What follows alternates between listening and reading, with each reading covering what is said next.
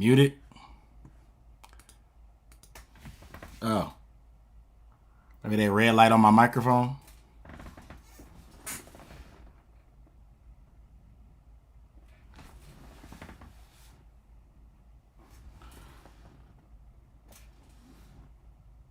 All right, there we go. There we go.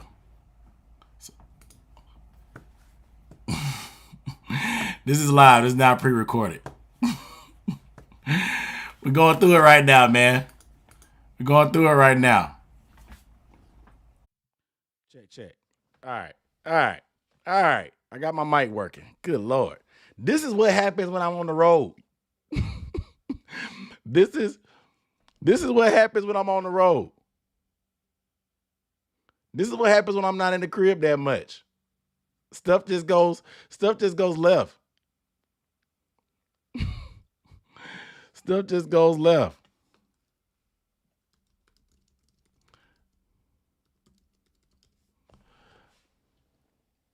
Stuff just goes left, man. This is what happens. This is what happens, yo. All right, I'm good. Y'all said I'm good. All right. Good Lord. I've been on the road too long, y'all. I've been on the road too long. What's good, man? Get my iPad out. I've been on the road. This is what happens. Y'all see where I'm at. I'm back at home. The Panthers got an off day, but I don't stop working. The Panthers have a day off, but I'm at home. I'm back home, back off the road. Josh said he's been watching for a while, about to subscribe. Appreciate that. All right, man. So we here. Woo.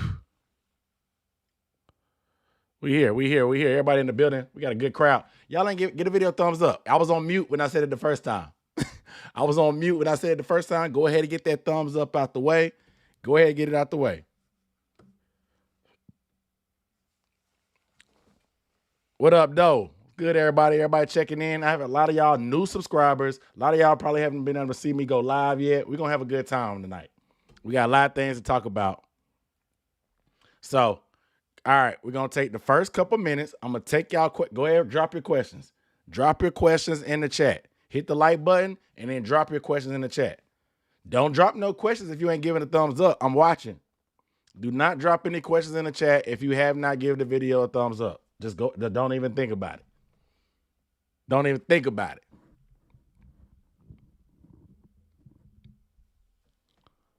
Don't even think about it. But go ahead and drop your questions. I'm gonna write them down and I'm gonna get to your questions. I'm gonna take some questions because I really haven't gone live in a minute. So I want to know what you guys.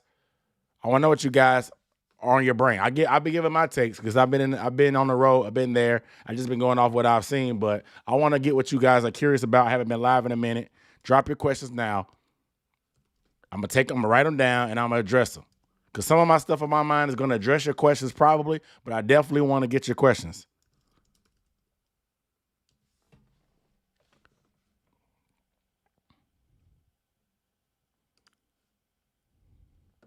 Go ahead and drop them right now for Q&A. I'm gonna write them down too.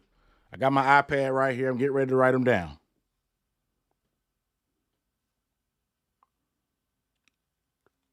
Give y'all a couple minutes to put y'all. Go ahead and throw your notes in there. Give y'all a couple minutes.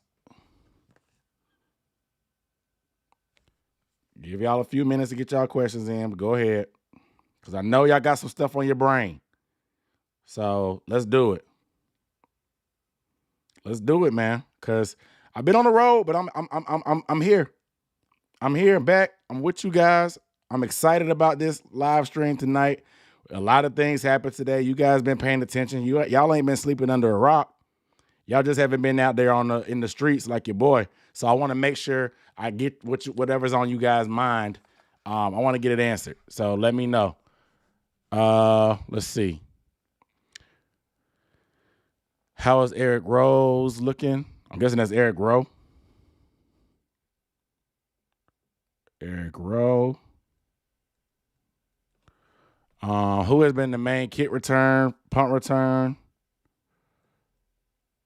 Main KR / punt return.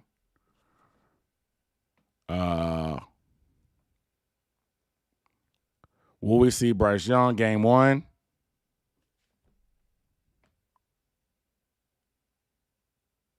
He said I come in here spamming about edge rusher all the time. What's your feeling on Justin Houston? We're going to talk about that. G2S Network, what up, though? What's going on, fellas? I did a podcast with the boys for Panther fans only. It was an amazing episode. It's going to be 2 parts. We were chatting so long, man. It was going to be 2 parts. Real good dudes, man. Shout out to JJ and Terrence.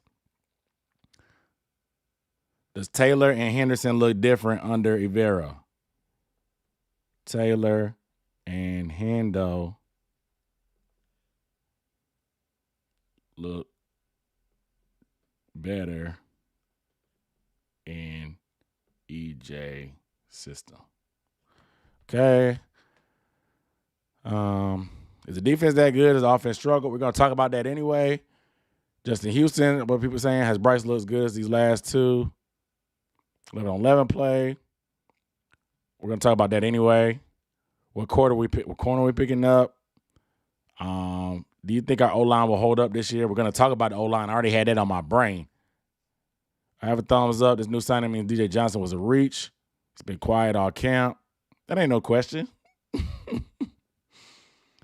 It's a statement. Do you think we can package YGM and TMJ together for another corner? I don't want to talk about trades right now. My record prediction, anywhere between 7 to 10 wins. What I think about the signing of Mac McCain. I talked about Matt McCain in that last episode. I don't know a ton about him. I didn't really get a chance to see him out there today either. Mingo. None about Bingo. Mingo. Bryce. How's the 3-4 looking?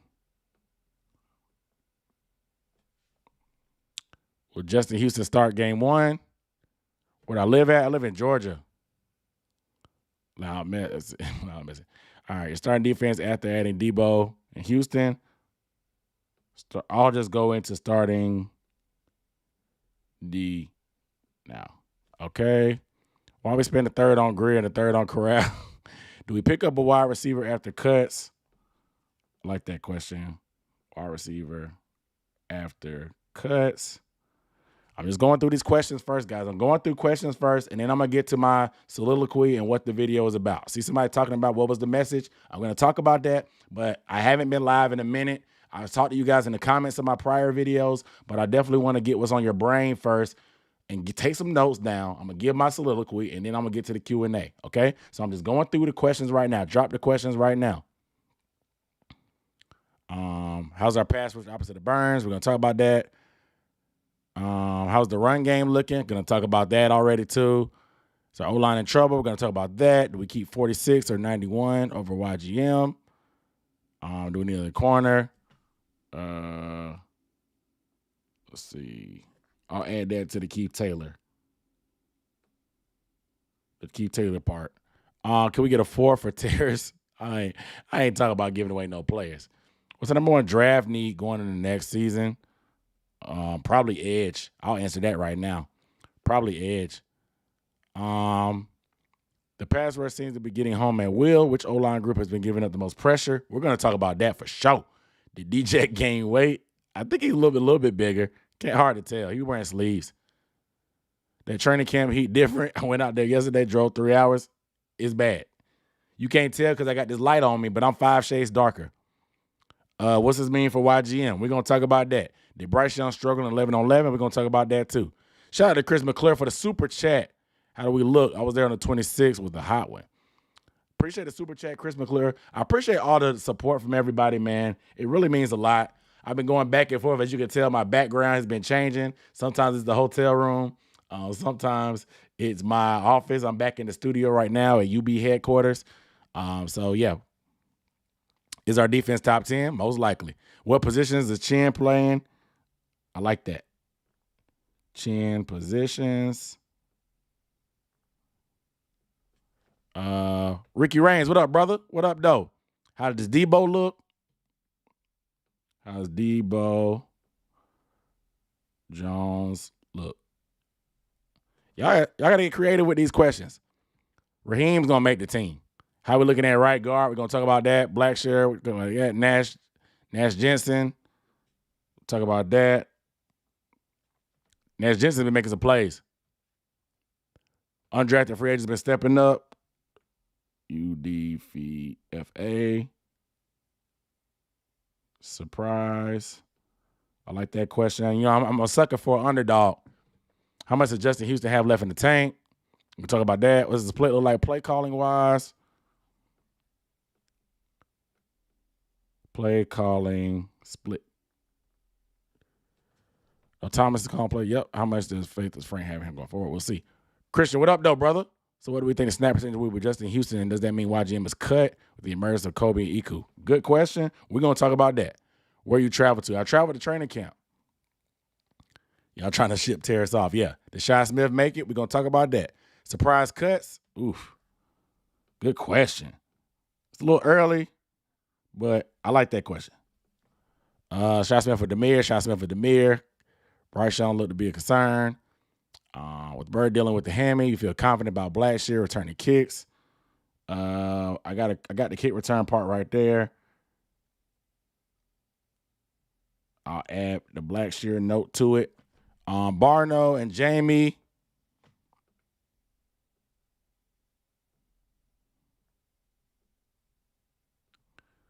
Why should I care dude through a pick and practice? From what you've seen, do you think this offense can help the D score points? I know it's early. I'll put balance. Complimentary. It's a lot of questions. I'm trying to get to it. B Divas said UB headquarters. I see you. That's what I call it. How's the CB situation look? We're going to talk about that. Somebody asked it already. How's the communications been between receivers and tight ends? Oof, good one. We'll talk about receiver group. Most underrated player. I'll talk about that with an undrafted free agent. Will LaVisca be wide receiver 3? We'll talk about the receiver order. How do I feel about Rambo? I thought we got rid of Rambo last year. Or Charleston Rambo was last year. Have you seen anything out of Bumper Pool? No. I'll say that right now. I'm not even going Bumper Pool. I haven't seen much. I'll say that. Do I think Peoples will make the team? I'll just put running back depth chart. I'll talk about the whole running back depth chart. You talked about Peoples. Do you see him rotating players in and out? Yeah, we'll talk about that too. And I think, yes, he does. I'm trying to catch up. How's the receiver tight ends and communication look with Young? Who's our wide receiver 1? Do you think Horn can take the next step? Spend a second on Marshall. Corral hasn't got a lot of playing time. I mean, nothing's changed from my videos. I try to talk about Matt as much as I can. Nothing has changed from Matt. Wide receiver 1 probably will be Chark, but TBD. Blackshear. Any chance Gary Jennings makes the roster? No, it'll be practice squad most likely. Our receiver room is stacked. I love me some Gary Jennings, but our receiver room is stacked. Kevin Nasty, what up, though? Gonna get K Mays in the backfield.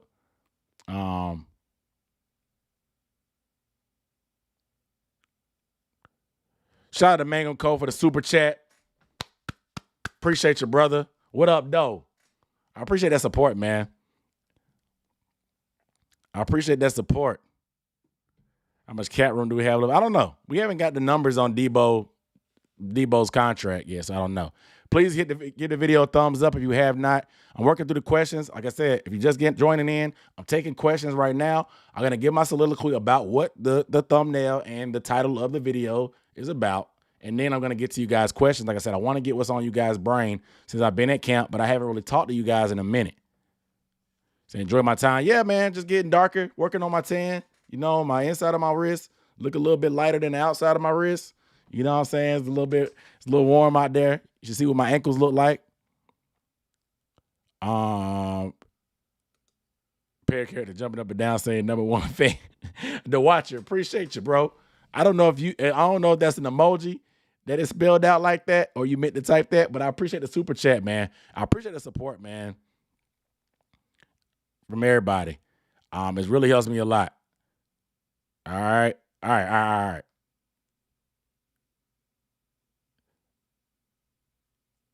All right. Any sign of the Chark being just a better physical chosen. Chark is better than chosen. All right. Debo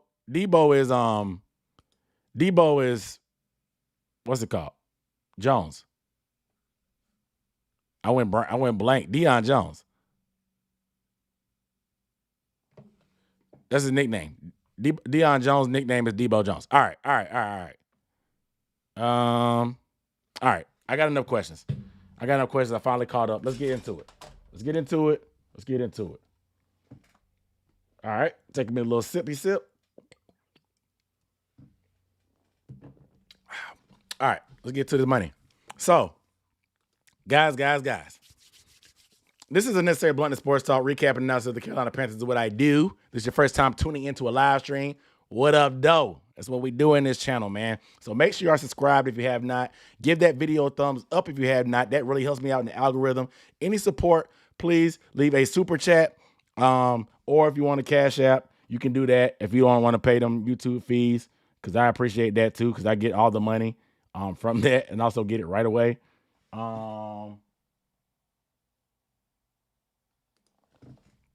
There it is. So I don't know what this is. Yeah, is it cheer wine? Yeah, cheer wine. Okay, cool. So you guys know what I do. The big takeaways. So rapid fire, and then we're gonna get to the Q&A. So let's talk about the elephant in the room. Justin Houston. Justin Houston was signed today. Well, agreed to terms. He didn't officially sign, but the team website announced it, so it don't get more official than that. Justin Houston, number 34-year-old outside linebacker / DN / edge, whatever you want to call him. Excuse me. He was signed. He agreed to terms with the Panthers, and he's going to be a Panther. You know what I'm saying? Like, you guys were asking for help. We wanted edge help. We were wondering and had questions. Who would be the opposite of Brian Burns? Who was going to be that other guy that can get after the passer whenever Brian Burns gets double teamed? Who can take advantage of that on the opposite side? Who is going to give Brian Burns some help? We can't just have one guy, because Brian can get tired. Going against double teams most of the game, we only have one guy to key on. Is tiring. Yes, we have some interior pressure, but we need another guy on the edge. And Justin Houston is that guy. Justin Houston had 9.5 sacks last year. Justin Houston is 34 years old, but he still got some juice left in the tank. Justin Houston had 11 tackles for a loss last year, adding to his career total of 111.5 sacks, which is good for 27th all time. Justin Houston is one of 41 players ever in NFL history to have over 100 sacks. He played about 28 snaps per game last year for the Baltimore Ravens, which, if you put it on the scale of an average of 63 offensive plays per game or defensive plays per game, he played about 44% of the snaps in a given game. That's how I broke it down to 63, 68. That's kind of the range of what an average offensive game or defensive game is in the NFL. And he played average of 28 per game. Like I said, 44% of the snaps. I think, now what do I think of this? Because it's a 1-year, $7 million deal, $6 million guaranteed with another $1 million in incentives. I think this is a phenomenal signing. One, because I did not want Yannick Ngakoue. We just saw Yannick Ngakoue get that deal with the Bears. What was it, 10? It was double-digit mil. A lot of it guaranteed, similar to this structure. And Yannick Ngakoue is nowhere near the run defender as Justin Houston. He's younger. Had one or two more sacks than Justin Houston last year, but he's a liability against the run.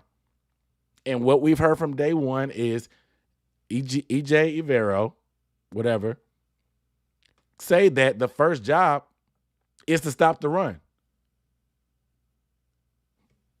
You got to earn the right to rush the passer by stopping the run. So I like the Houston signing because he offers a little bit in the run too. But he's also just going to be a situational guy as well, especially at that age. Like I said, roughly 44% of the snaps, or 28 snaps per game. That's fine. That's fine with me. Teams are passing, 35 times a game, 35, 40 times a game.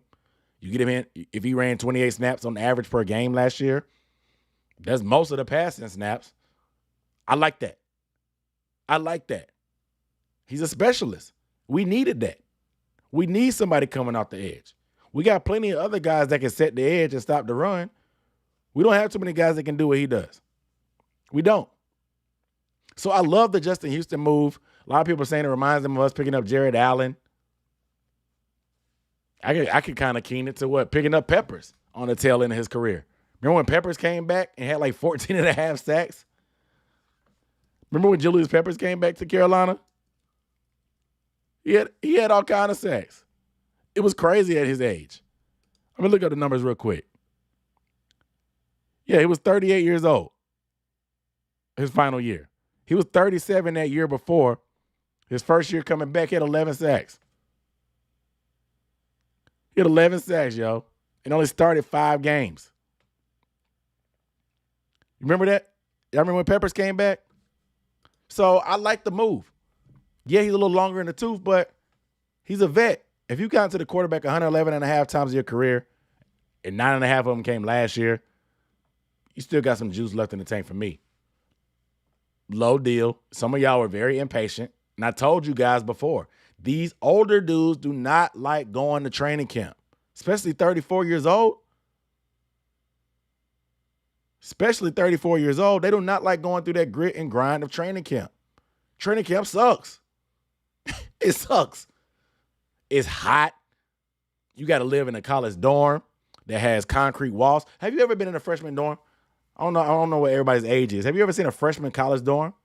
The mattresses are thin and stiff. The bed is like 4 or 5 feet high. The room is like a jail cell. You get a window, but it's tile floors, concrete bricks. You're away from your wife and kids. You're not at home. Yeah, you get to build a camaraderie and stuff, but you're 34 years old. You've been in the league, what, 11 years? You over that stuff. Why do you think there's so many vets still sitting on the streets? Training camp sucks. Training camp sucks. I'm just going to tell you right now. It's exciting for us as fans, but it sucks.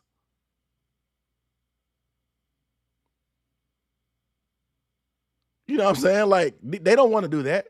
So waiting and being patient was fine with me. I was fine with waiting, especially with the market barely even moving. Shoot, I would have took Melvin Ingram for cheap. This is the amount of money I was expecting to get Melvin Ingram for. But I'm stoked to get Justin Houston.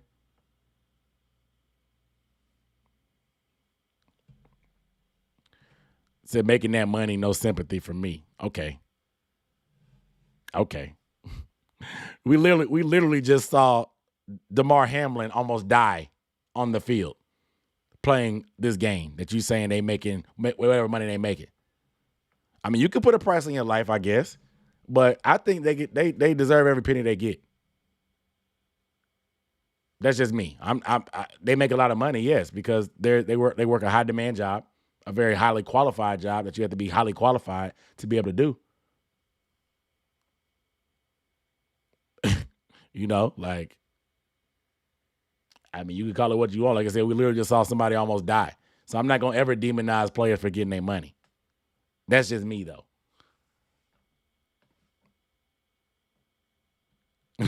We got a fan base full of pediatricians, no patience.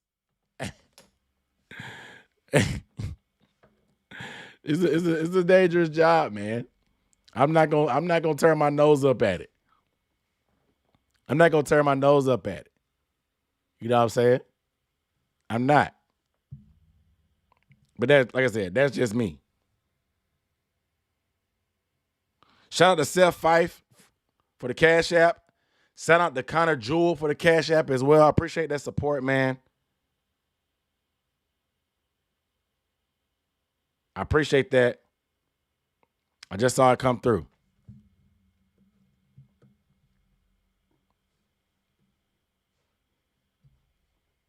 But anyway,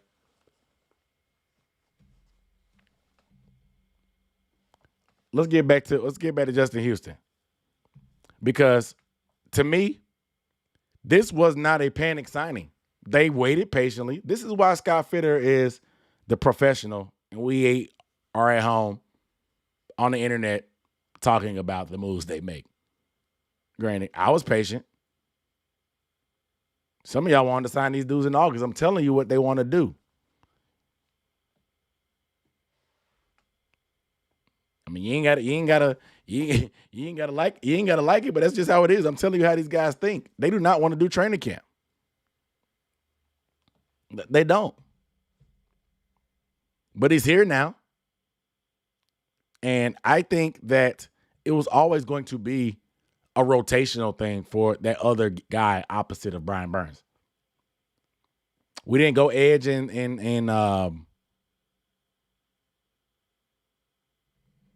we didn't go edge in the draft.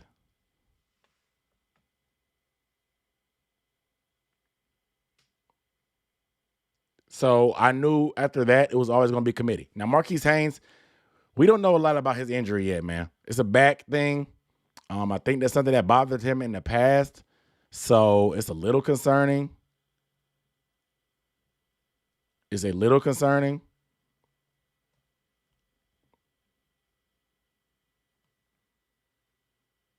But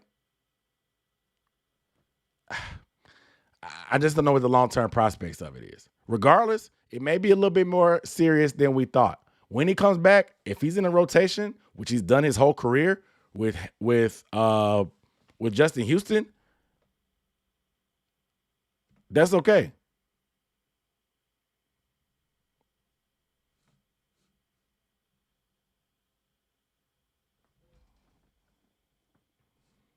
Yeah, Scott has definitely been doing an excellent job since he got the shackles of Matt Rule off of him. He's definitely been doing a good job since he got the shackles of Matt Rule off of him. Regardless, Marquise Haynes had 5 sacks last year. Marquise Haynes has always been in a rotational role. The 3-4 has always been the most ideal system for him. He was brought in because, remember, Ron Rivera was trying to switch to that. So 4 or 5 sacks for Marquise Haynes in rotation. I'm cool with that. I'm cool with that. So it was always going to be rotational for me anyway. Now, you guys are saying that, you guys heard. Let's talk about YGM, because YGM, he had those comments after practice. YGM said that he heard y'all on Twitter, on Facebook, on Reddit. He heard y'all in the comments of these YouTube videos. He said he saw y'all talking about the team needs an edge. He saw y'all begging, pleading for Scott Fitterer to go get an edge. He said he took it personal. Bruh said he took it personal. And it was motivating for him. It's a contract year. He said he heard the noise. And I'm not going to lie. He's had a pretty decent camp. I told you guys it didn't mean anything to me until I saw it in the joint practices and in the games. But I can't lie and say he hasn't done some things in camp that have like, okay. That I said, all right. YGM, I see you. He's definitely flashed. I can't even knock him. I'm here to be honest, because I'm not a big YGM guy. And if he's watching, cool. He may be. I never saw the hype on YGM. I never did, even coming out early when he had potential. I never saw it. I'm sorry. However, he has done some things in camp. I'm telling you. He said he took it personal.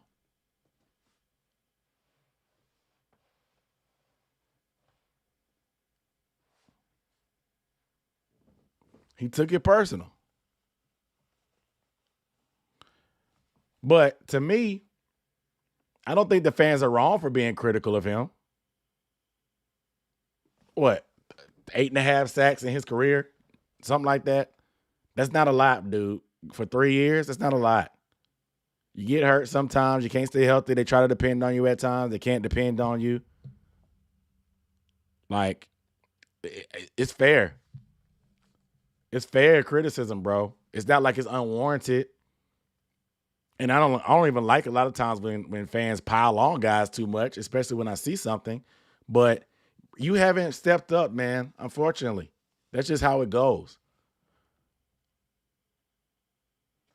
That's just how it goes.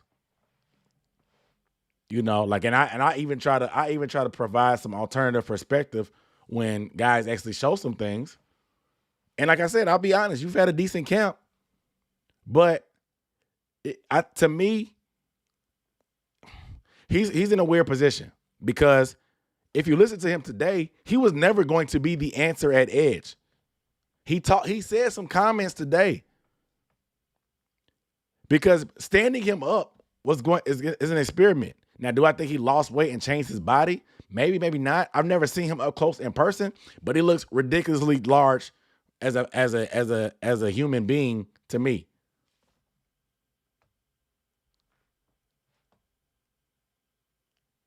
He looked like he's put together fairly well. Like seeing him walking out for practice, coming up to the gate, signing autographs. I mean, I'm not the biggest person in the world, but I can put stuff in perspective in terms of other players that I've seen and stuff like that. YGM is not small. He's definitely not small. The athleticism was never a question. It's just you never put together any kind of moves. No go-to move that you could just go to every time. No speed, no power, no rip, no length. Most of your sacks that you got before are effort. They're effort plays. The only sack I can noticeably remember is him sacking. Didn't he sack Kyler Murray like 2 years ago?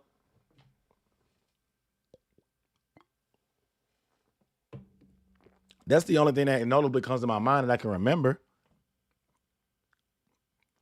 But regardless, what his comments let me know that him being outside linebacker, what it told me was that it was always going to be an experiment. It was always going to be an experiment.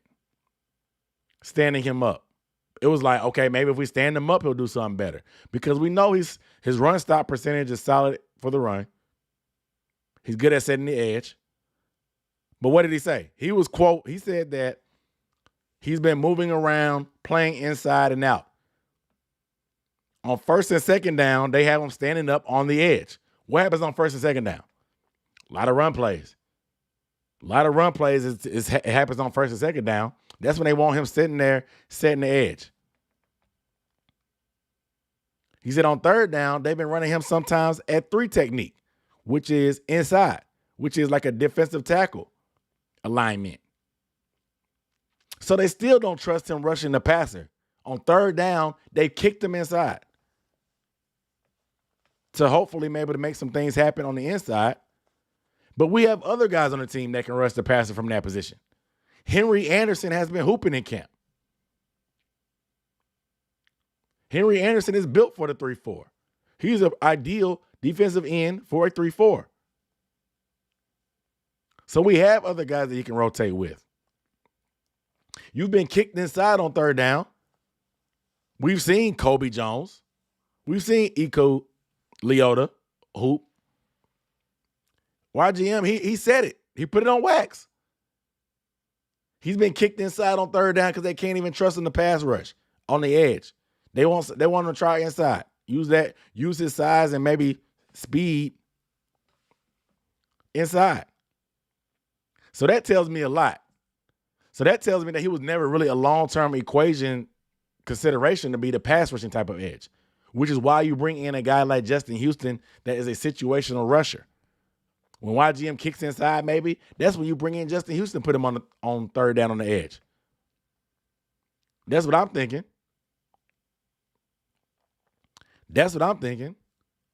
So is the book written on YGM? Most likely. It's his contract year. Has he shown any indication why he should come back in a crowded defensive line room? I don't think so, man. I don't think so. But I would love for him to take it personal and step up and go off this year. Make it a tough decision.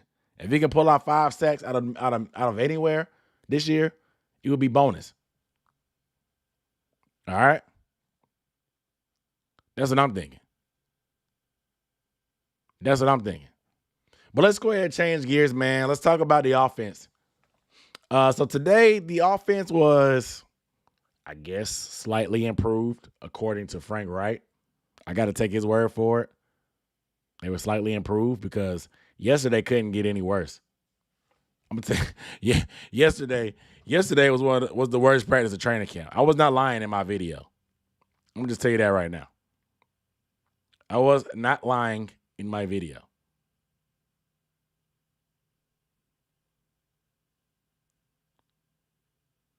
Yesterday was the worst. So the bar was on the floor. It's easy to clear the bar when it's on the floor.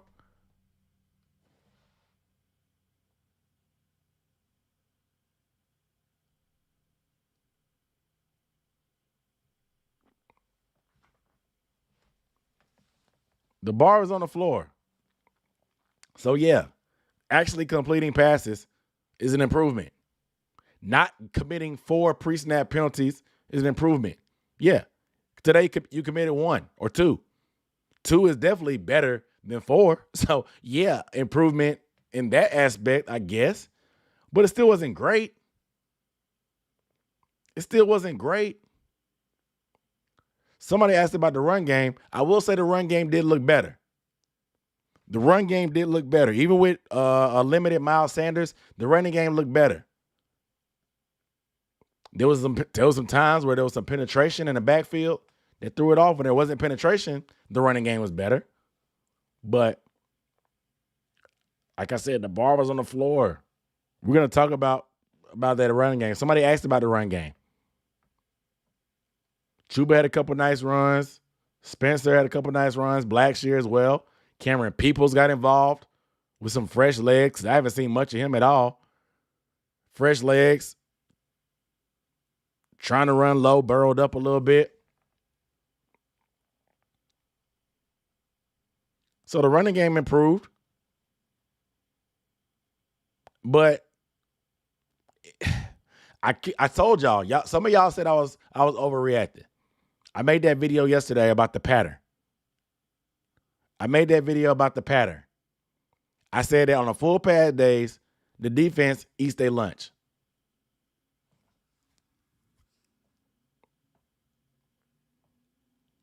I told y'all on full pads, the defense eats the offense's lunch. I told y'all this. It's a pattern. But why? Our offense got to punch back. Our offense got to fight back at some point.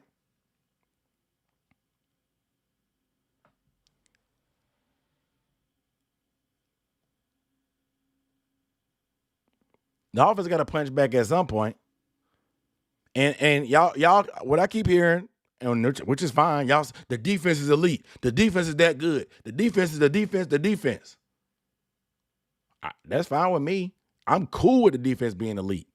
But are we going to blame the defense for multiple pre-snap penalties? Is that the defense? Does the defense cause that? Does the defense cause false starts? Or is that mental errors?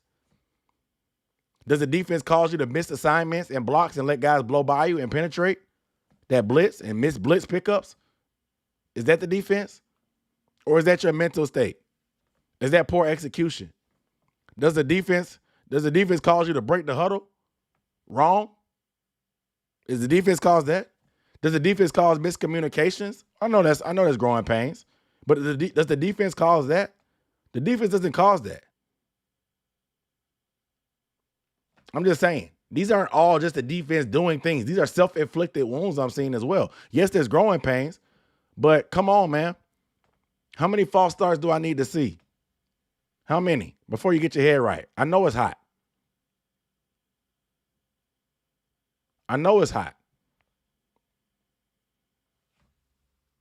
Let's be for real.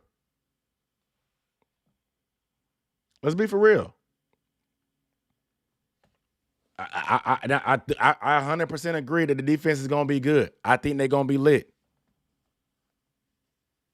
The offense definitely has room to grow still. I'm just calling every day how I see it. I'm calling every day how I see it.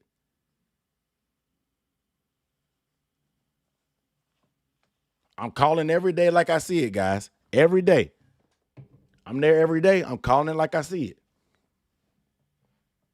I'm just saying. The channel is called The Necessary Bluntness. I gotta be as blunt as I can. I'm not overreacting because we're not playing tomorrow. We're not playing Sunday. We're playing on Saturday. And today is Sunday. We're playing Saturday.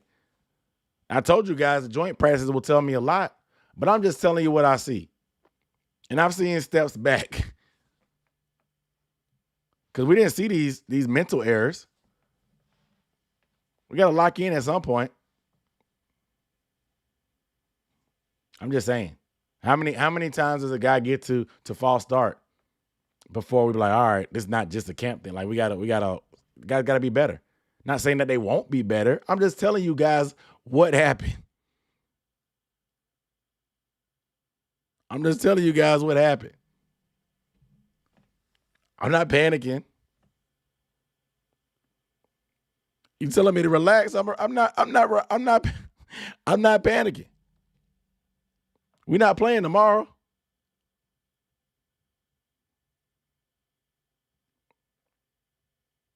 We're not playing tomorrow. But things have to be corrected eventually. Like how many times in a row do you have to make certain mistakes?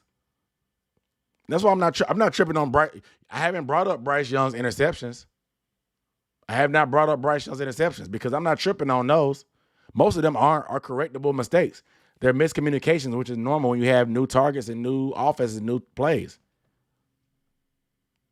Some of them is different coverages and receivers not getting open. Some of them is being late and making certain decisions. I'm not tripping on Bryce Young's picks. That's not what I'm bringing up. I'm bringing up things like the offensive line.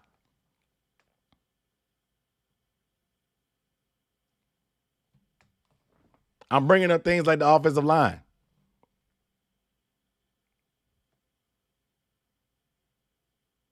Look, you can you can not like what I say. You don't have to agree. I'm not saying you have to agree. This is not me. I'm here to give you my perspective on what I'm seeing in training camp. I watch the plays at camp. I'm saying this is what I'm telling you what I do. The reason why my videos drop so late and I don't do instant reactions after practice because I go to practice, I get the footage on my phone. I come home, I watch every play. I watch everybody from every play that I watch on the film. I watch it twice. So I'm looking at it twice. If somebody makes a good play, I file it away in their file. I have certain sections for each player from camp. I have clips and rolls from every player, whether they make a good play or a bad play. I put it all together. I go through every play, look at every position that I can tell as much as possible on every play. And I make my notes. I put them in different sections, and I keep it pushing. I'm telling you what I do. It's not me just going off emotion and getting caught in the moment because every time stuff is not clear all the time when I'm watching on the field. Stuff happens fast. So I watch it twice. This is just I'm just telling you this is my perspective. You don't have to like it. It's not the be all end all. I'm just trying to give you a perspective. You guys trust me because I go to camp and I tell you what I see. If I didn't tell you what I see, you guys wouldn't trust me. That's just how it is. You don't have to like it. You can interpret it how you want to. It's just what I see. I'm just telling you. You know what I'm saying? I'm just telling you. If I told you everything was good, but you seeing videos of picks and you seeing everybody tweet that stuff is bad, you're gonna be confused. I'm just telling you what I see. You know what I'm saying? Like that's just me. That's just me. I have a process that I do this stuff with. I'm just telling you. I'm not panicking. It's camp. I'm not panicking. Yes, it's the first couple of days of camp, but they have been practicing since OTAs. They've been practicing since OTAs. There's certain mental stuff that should not be a factor. I'm just telling you that right now.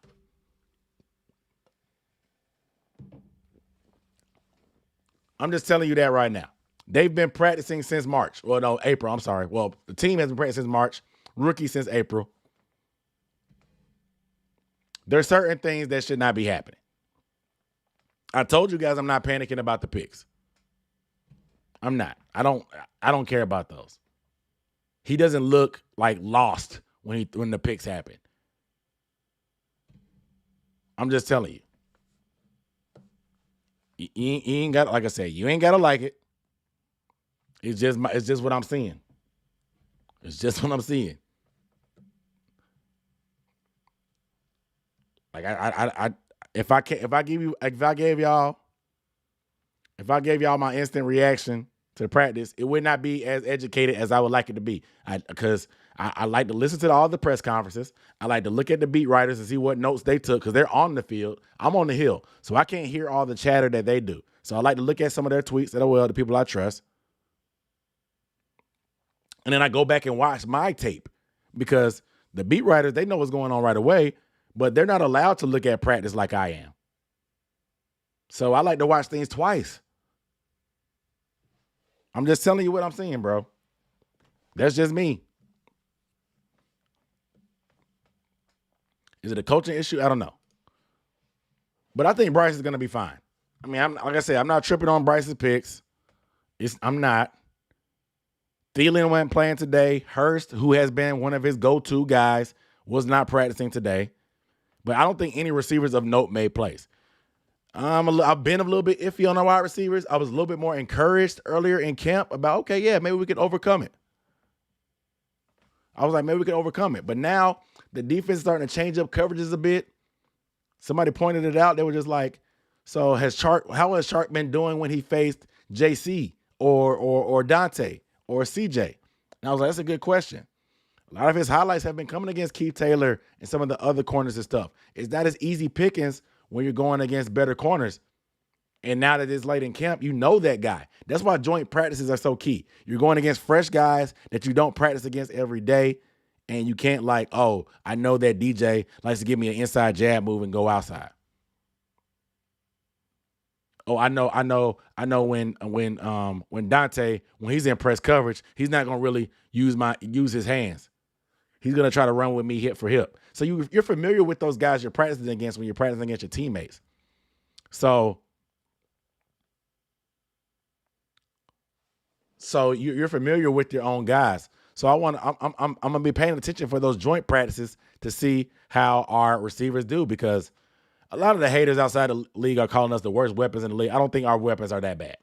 I don't think they're that bad. Now, once we get the full system going, we're a little bit more balanced with a legit running game, and we can build off that. I think it'll ease up the burden on our wide receivers running play action. But at the same time, our offensive line has been not good enough for the talent that our receivers are. If your receivers aren't that great or as dynamic, and you need more time for them to develop certain plays or to scheme them open, you need an offensive line that you can hang your hat on. And I've honestly been I'm a little bit sad about the offensive line's production thus far. I wasn't expecting them to come out there just being the Great Wall of China, but I definitely wanted to see a little bit more than I'm seeing right now. The interior is a little bit concerning for me right now. Just a little bit. Cade Mays has had some trouble.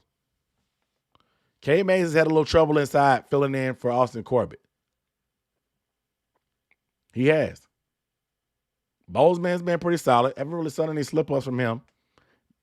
Brady, early on in camp, he was struggling a bit, but he's gotten his legs a little bit more, but he's still kind of Icky, him and Brian Burns are battling, dog. I mean, he'll get whooped. He'll get whooped pretty good a few times by some people, but he's definitely been holding his own for sure. He's thrown some folks at the club a couple times. I think he pancaked Brian one time, and they've been going at it. He's almost been crossing the line. It get a little bit spicy this year, I ain't gonna lie. Icky's been a little spicy. I ain't gonna lie. Moton's been solid as well.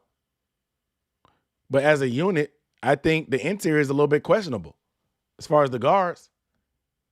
And with Chandler Zavala, everybody's like, oh, we got Chandler Zavala. Can we depend on him, bro? He's just coming back. They're going to ease him in. What is the timeline for Chandler Zavala? He's already a rookie, so there's going to be a learning curve. But at the same time, what is the timeline for him? Because we got, 3 more camp practices left. Preseason is 3 weeks long. We got about a month to the game.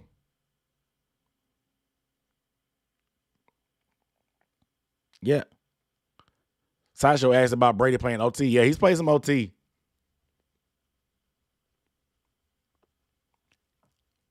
Hasn't been phenomenal. I'll tell you that right now.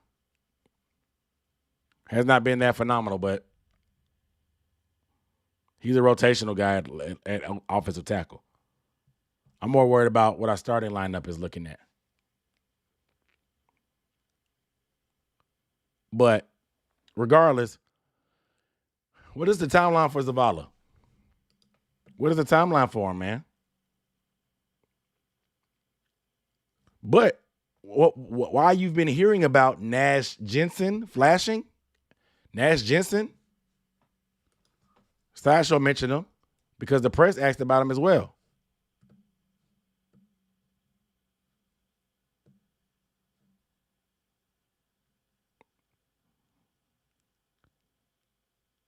Nash Jensen, he's done some things. He's been solid. He said he was here to take somebody's job. He's an undrafted free agent. Somebody asked who's the undrafted free agent to watch. I think it's him. Him and Iku Leota. Iku Leota on the defensive side, but Nash Jensen on the offensive side.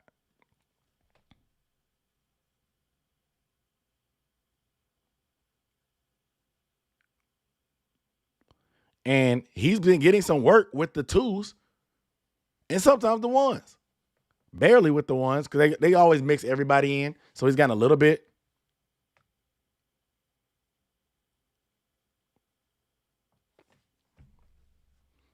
But Nash Jensen has been in the mix. I'm not going to lie.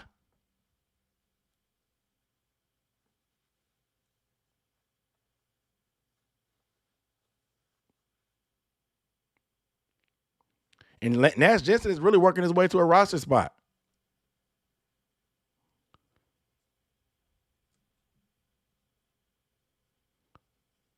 He may be looking at a roster spot. The way our interior is looking, we're going to need that depth.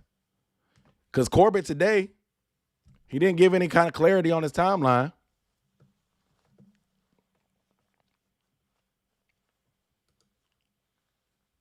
So we'll see. There's some guys that can step up, but that interior, I need to see better.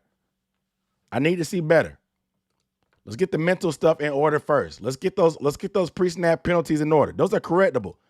The bright side is, guys, I'm not panicking because the bright side is this stuff is correctable. And Austin Corbett is our best offensive lineman, in my opinion. That's just me. I like Bowles, but I think Corbett is our best offensive lineman after watching last year's film. And I feel ashamed to say that I was kind of low on him initially. I was low on him in preseason last year. I was low on him because I didn't know much about him for one. And then from what I saw in preseason, I was a little bit like,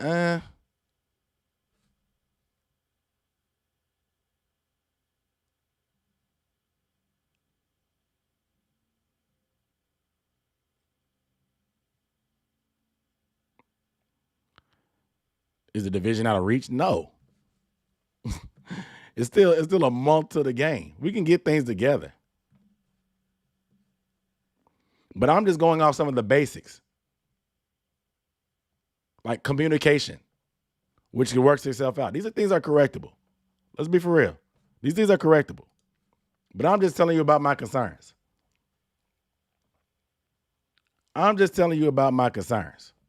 Okay?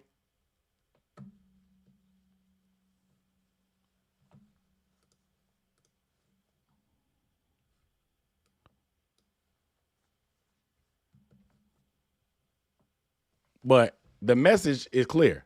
This D-line ain't playing. I'm gonna get off the offense soon because we got a rookie quarterback. We're replacing offensive. We're trying to find some things on the offensive line. They're gonna work things out. I have faith in our coaching staff. Somebody said, is it a coaching issue? I don't think so. I think we need time. But I do think they need to get their mind right. The offense needs to get their mind right. It's just a mental thing. It's one thing if you're messing up, going 100 miles an hour, but you're making mental errors, man. You're making mental errors. Like, get that together. I know it's hot. I know you're wearing full pads. I know you tired. I know the defense been on you all day. I know it. I feel you. I see it. But sometimes you gotta punch back. You gotta take it personal.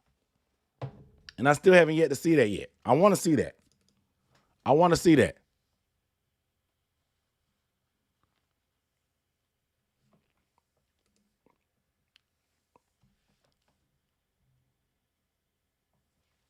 But like I said, the message is clear. We're going to build this defense to support this rookie quarterback. That's the message that I got from today. Because we there's some issues on offense. The defense has looked not flawless, but the defense has looked great.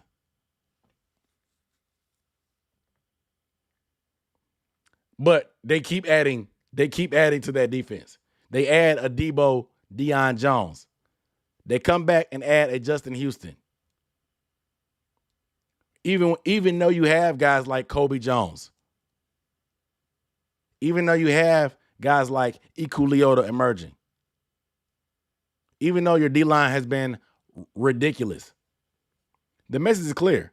We're going to build this defense to be a top-flight defense to give our quarterback and our offense as much room for error as possible. Y'all are asking for the message. That's the message.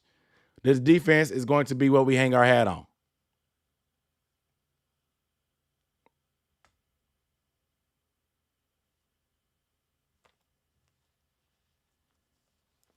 Because the gap between where our defense and our offense is pretty substantial right now.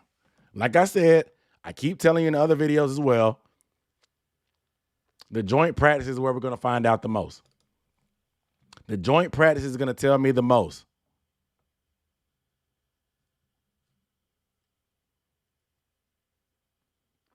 It is. But we're going to keep adding to this defense. Like the defense, we got this D line is ferocious, man. But they added more. They added Justin Houston. Our linebackers. I told y'all about Kamu. He making plays. Brandon Smith made a great play today. I told y'all about that strip of Steven Sullivan. He did it again today on a catch. Louisville doing what he does. He's been a problem for our offensive line as well when he blitzes. But they keep adding to our defense. We keep adding to our defense. Loading the boat. That tells me that, one, this year is not a throwaway year just because we got a rookie. The division is right for the picking, so why not load our defense on all these teams that had questionable offenses? The Bucks, they have weapons, but we don't know what they're going to do at quarterback. If Baker Mayfield tries out there against this defense, it's going to be fun. Desmond Ridder is going to be lunch meat on week 1 based off of what I'm seeing from our defense and our D-line, particularly in our front 7. But what also it says is that we're good at corner. We're confident in our corners because this front is going to be ridiculous. The Saints, no Kamara week 2 when we faced them. Derek Carr trying to get on the same page with everybody. It's going to be clear. Our defense is going to be the strong point and what we're going to have to hang our hat on. That's fine. Rookie quarterback making some rookie mistakes. He's still a rookie. Bryce is great. He's going to be fine. Bryce will figure it out. I have no doubt that Bryce Young will figure it out.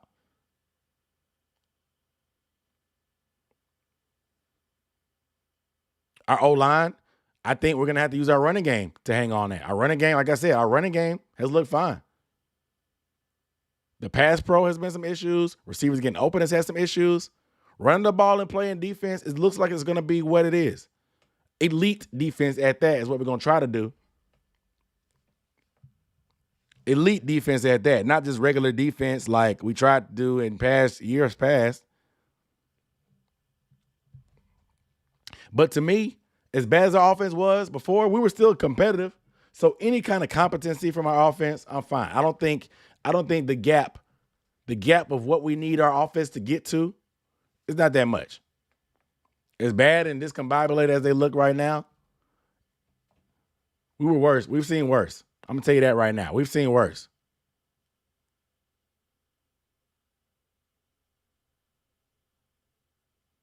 We've seen worse and been competitive at that. So think about our defense right now. We have impact players at every level. We have impact players at every level on our defense. Inside, Derrick Brown. Edge, Brian Burns, now Justin Houston. Linebacker, Frankie Louvu. Shaq Thompson. If y'all don't want to call Shaq Thompson an impact player, fine, but he's still a solid starter in the NFL. We definitely know Frankie's an impact guy. Sacks, forced fumbles, hard hitting, tackles for losses, impact player.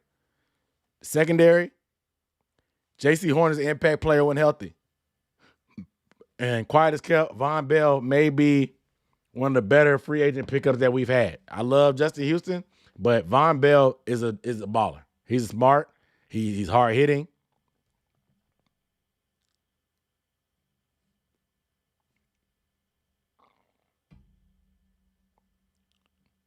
Our D-line not mid, bro. Our D-line may go too deep at every position. Jeremy Chin, impact player in the secondary as well. He's been a Swiss Army knife. He had a sack today. Jeremy Chin had a sack today, guys.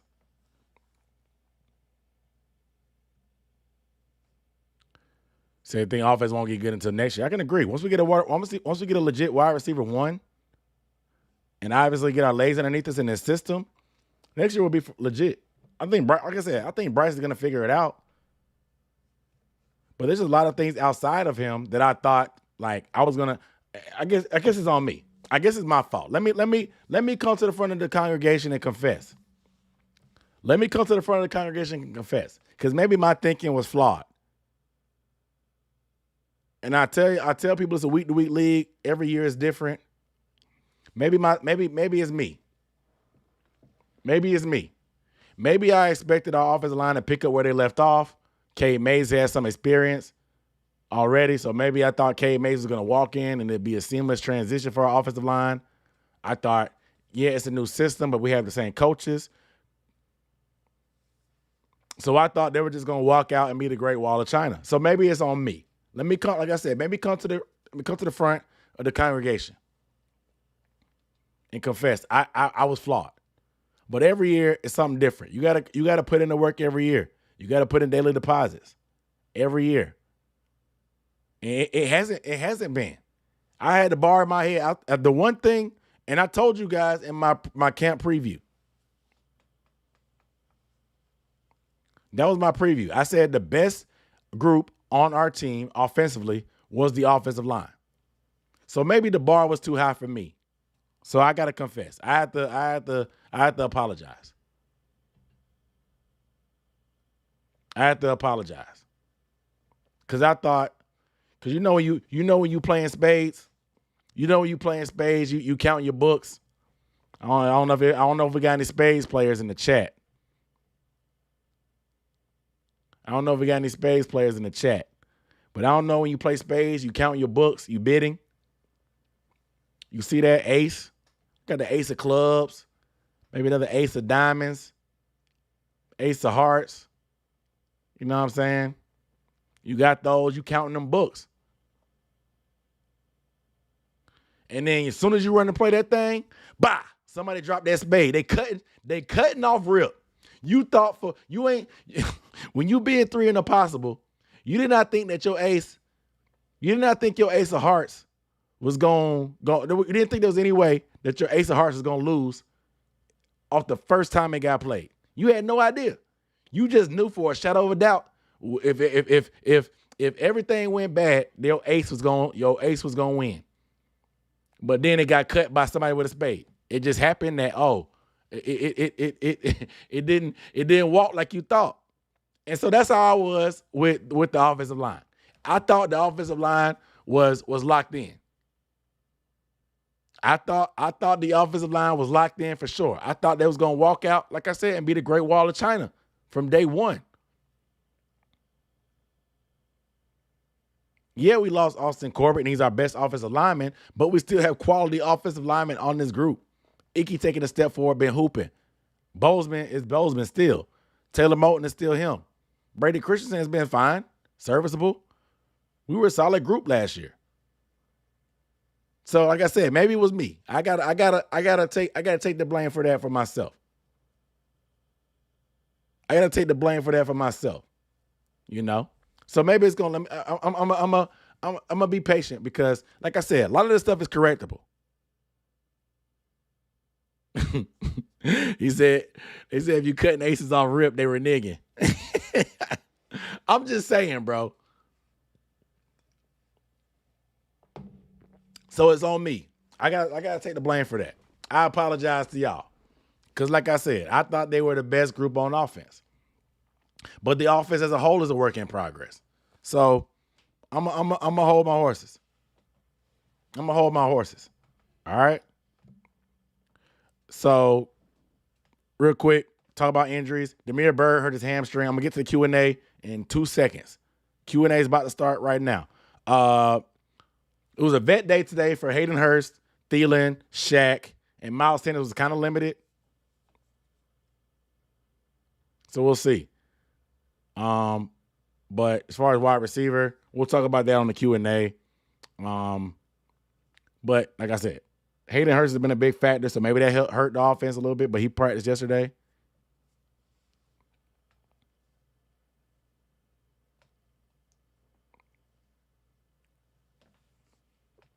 But we'll see. And like I said, Damiere Byrd hurt his hamstring.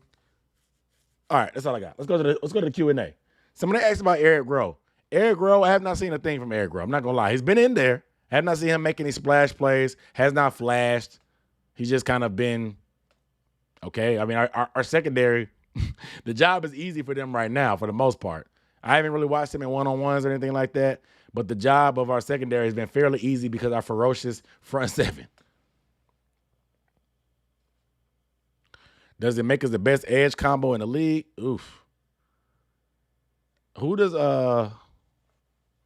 I don't know. I would have to look at the list. That's a good question, but I don't think so. I think we up there now though with Houston. If it can give us the same thing he did last year, and Burns did the same thing, that'd be over 20-something sacks between two guys. You got to be up there. It's definitely the Browns. The Browns got what? Zadarius and Myles Garrett. Yeah, they take the cake there. But we up there. We up there. Maybe top. Our D-line group as a whole is definitely getting up there. Our defensive line as a whole is definitely getting up there, though. All right, so Eric Rowe. I haven't seen much from Eric Rowe at all. I'm not going to lie. I'm not going to lie. Who is the main kick return or punt returner? We haven't done a ton of live reps. They've been rotating, but Blackshear has been taking a lot of kick return reps. A lot. He's looking like he has that inside track. I'm not sure why they haven't probably put LaVisca back there. I wish they would, but I have not seen that. The main punt returner has been a lot of Shi Smith. They put Thielen back there. Thielen's just going to be an emergency guy. That if they can't find anybody that can trust to catch balls, they're going to go with him. Damiere Byrd is also going to be in that mix as well. But I haven't really seen one main one emerge. We'll see what happens. They're going to do special teams in the joint practices, so we'll get a look about it there.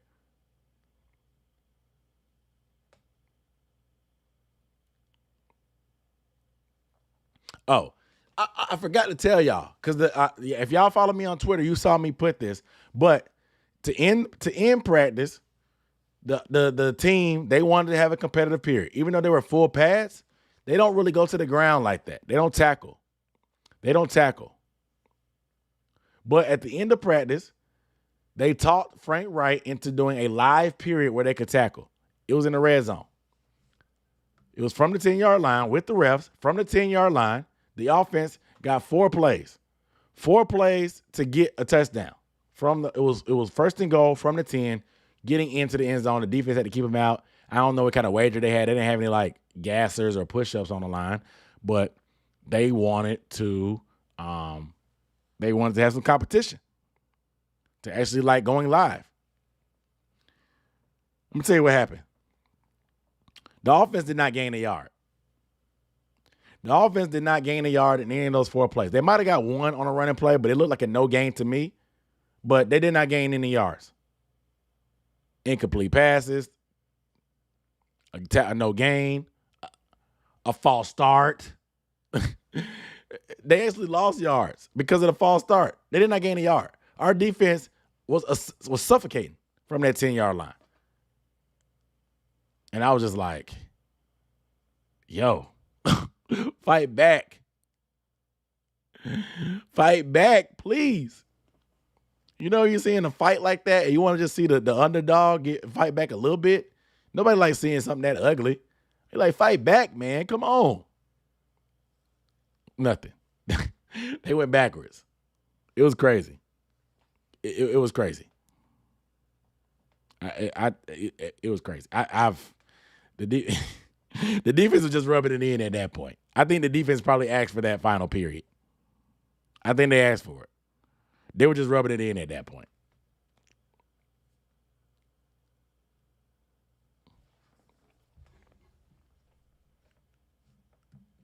Said on the bright side, it'd be good to have a nice red zone. Yep. The offense is going to suck this year? No. I wouldn't write them off. Like I said, a lot of stuff is correctable, like the mental stuff. Are we installing too much too fast? Is that why we see the struggle? I think there's a learning curve. Yeah, I can agree with this. I'm going to put this up there. I can agree with this. I don't think it's too fast, but I think it's what you have to do during camp. Yeah, I think you got to force feed. Put the basics in, but force feed as much as you can. But remember, the defense is installing stuff as well. They're installing stuff that Bryce Young has probably never seen before. They're installing coverages and schemes that's why you see so many throwaways. Bryce's or sacks. Bryce is he's eating the play. He's taking the L on the play.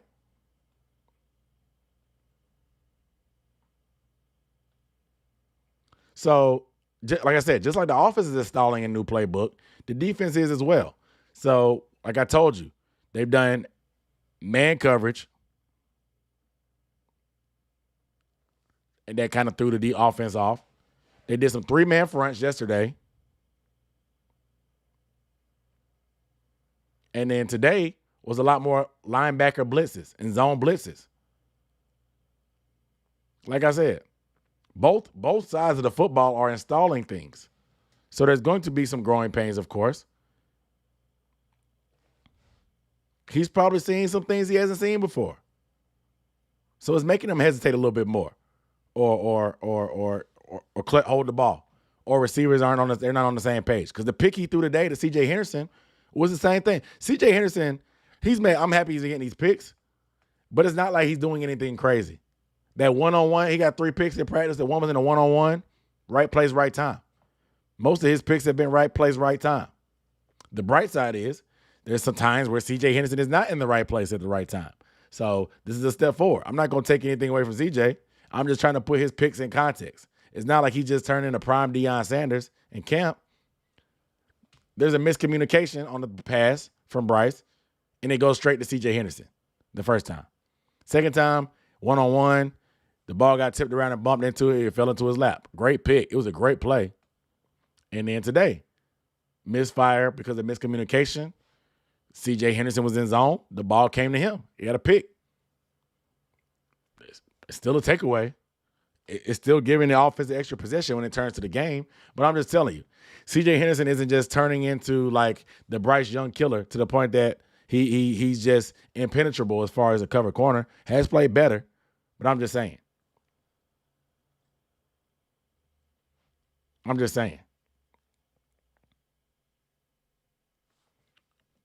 But they're both installing things. So it is what it is. Just trying to put some context on CJ. Speaking of that, do they look better? Yes. Keith Taylor and CJ Henderson do look better. They do look better. Both corners have been on record saying that it's a lot more simple. It's not a coincidence that people are saying the same things. They're saying that it's more simple. That's why you get C.J. Henderson in the right place at the right time.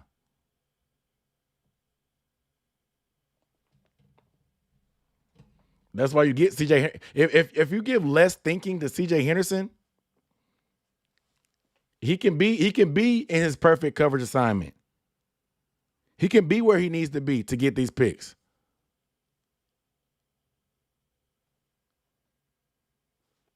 Both corners have said that pretty much everybody. Both corners have said that it's a lot more simple and clear of what your assignment is. It's all about execution. It's about execution. You just got to do your job. It ain't about, oh, let's disguise this. Let's do this. Let's if we're in this, check to this. It's about doing your job, lining up and executing. If you do your job, trust the guy beside you and execute your job to the best of your ability, you're going to make stops.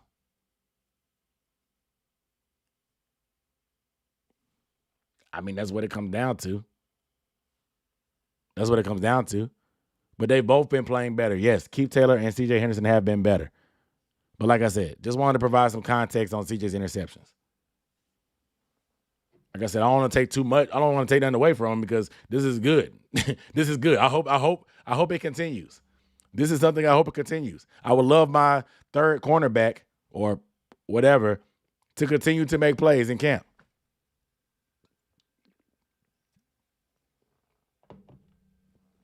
Not taking nothing from him.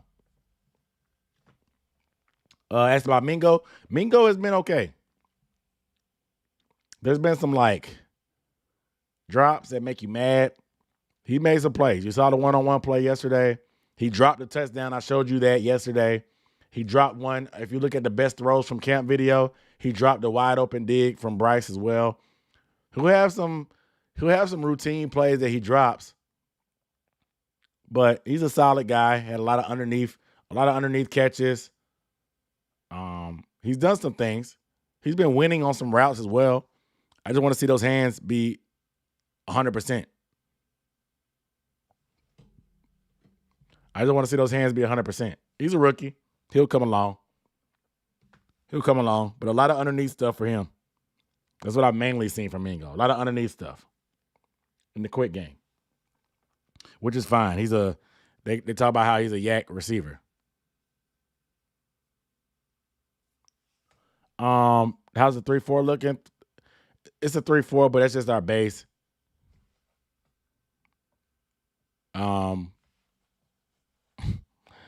Yeah, I'm ignoring that comment. The 3-4 is just the base. We run so many different fronts and stuff. I've seen 3-man fronts. I've seen 5-man fronts. I've seen a lot of stuff. It's a lot of different variety that they're going with. A lot of different variety.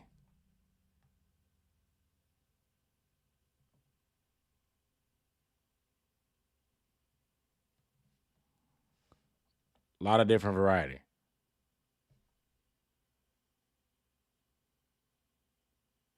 I don't know what this is. Sorry. The starting defense right now. Somebody asked who the starting defense. Somebody said, what's the starting defense look like? To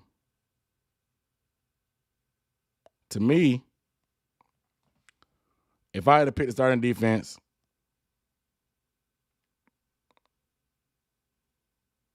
let me look it up real quick.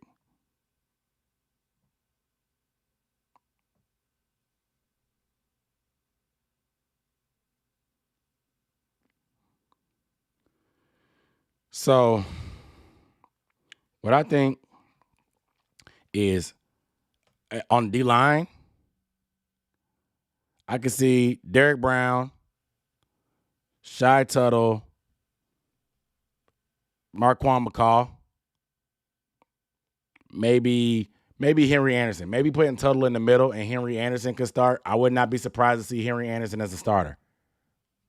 Marquand making plays? Yes. Marquand is making a lot of plays. I don't even gas up McCall like that no more because I told y'all. I told y'all I put y'all on McCall last year.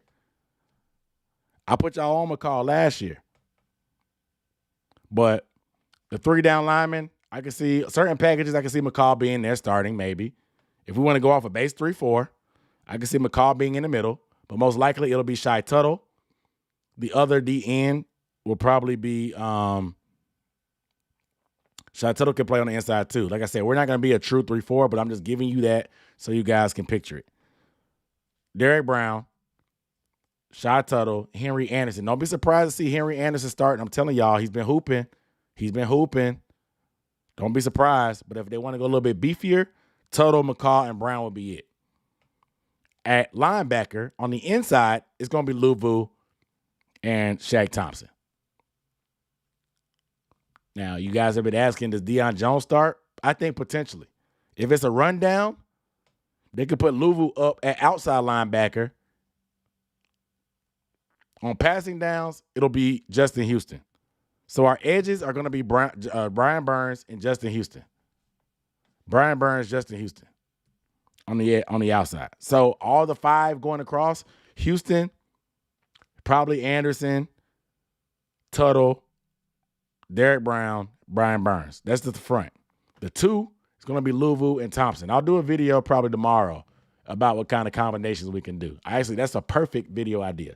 Thank you guys. I'm gonna do a video breaking down our potential personnel groups for defense. I love that idea. Thank you guys for this idea. But Deion Jones can come in and Luvu goes to the edge on rundowns if they want to, or they can bring in YGM if they want to set the edge. But Luvu is going to be on the field. Deion Jones, he's going to have to be on the field. He's not like a substitute. He's not a backup. He's a substitute. I'll say that. There's a difference between a backup and a substitute. A backup is a guy that comes in when a guy needs a blow or a guy's injured. Deion Jones, he's been very good out there on the practice field. Very smart, very fast, and he's still figuring things out.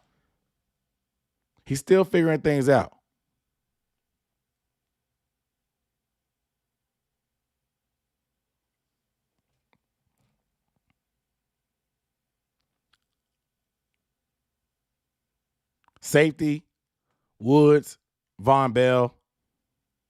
More often than not, Jeremy Chin will be on the field in some form or fashion. And then, of course, J.C. Horn and Dante Jackson.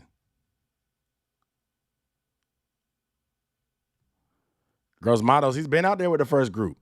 That's what I'm saying. He's been out there with the first group.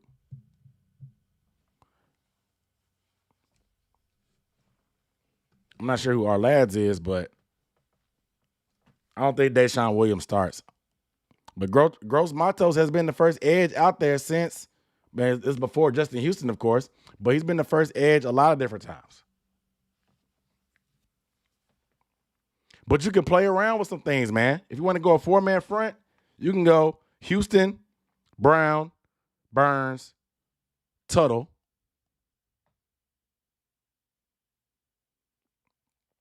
And actually, if you want to go light, if you want to go 3-man front, you go Houston and Burns on the edge. You can go Derek Brown on the inside. That's 3. 2 linebackers, Luvu, Thompson. Then you can go Woods, Bell, Chin, Horn, Dante.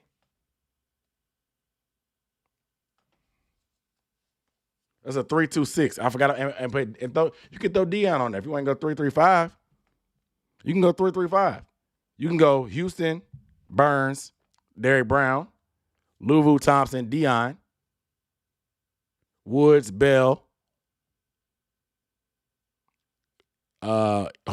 Chin, Dante, and Horn. You can do a lot of different things, man. That's what I said. This video tomorrow may be a little bit lengthy because there's a lot of different personnel things they can do.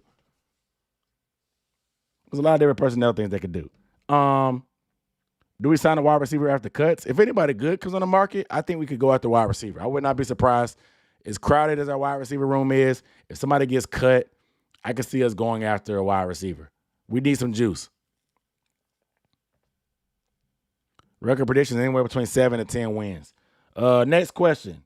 Chin positions. Chin has been big, the nickel. He's bumped inside on times. Like I said, I told you about the 3-man front and 2 linebackers. He's been that 3-3-5. He's kind of been that third linebacker more so than a fifth guy. Because if they did a 3-3-5, they've done 2 edges, a D lineman, Louvu and Thompson, Chin as a extra safety. It's been almost like a 3-2-6 almost. It's been almost like a 3-2-6. Shout out to Willie Robinson for a super chat. I ain't going to do no air horns. It's kind of late. People be watching with their kids. I appreciate the support, brother. I appreciate that. Oh, FYI, I will be back at camp. If you see me at camp, I'm not a jerk. I'm not a jerk. Come talk to me. Some of y'all have, and I appreciate it. And if you take a picture with me, tag me, man. I'll be wanting to see those pictures online so I can repost them. I want to repost them. So tag me if you take the picture. But if you see me, man, holla at me. Come take a picture. I don't care. I'm a regular dude, man. I'm there and trying to watch ball and enjoy ball. So if you come to camp and you see me, come holla at me. Like I said, I don't see a lot of y'all faces. Y'all know my face because I'm on the screen. But most of y'all in the comments don't have y'all face as a profile picture. So I don't know who y'all are when y'all out in public, so come holla at me. Now don't be weird about it, but just come holla at me. I'm a fan. Come holla at me. I love meeting y'all. It makes this stuff feel real.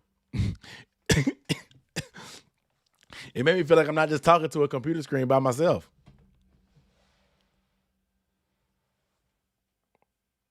So, am I staying in the Winthrop dorm? No.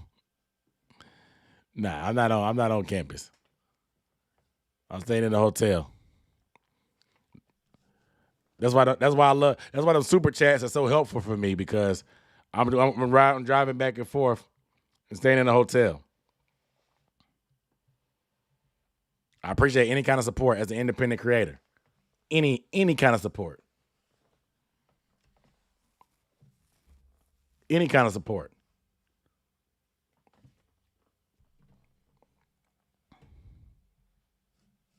See, I ain't by myself. I got 300 with me. I appreciate that, man.